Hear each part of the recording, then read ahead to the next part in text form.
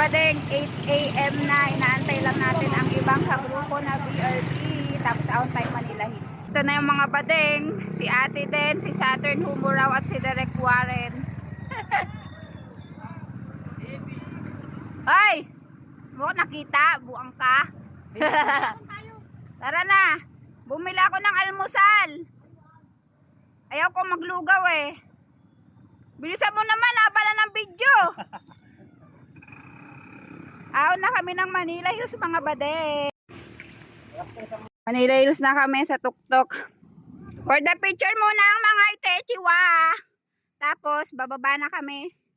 Kakain na kami. Susulitin namin yung inaon namin.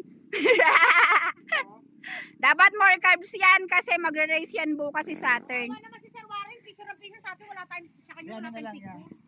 Ayaw naman ng picture sa kanya.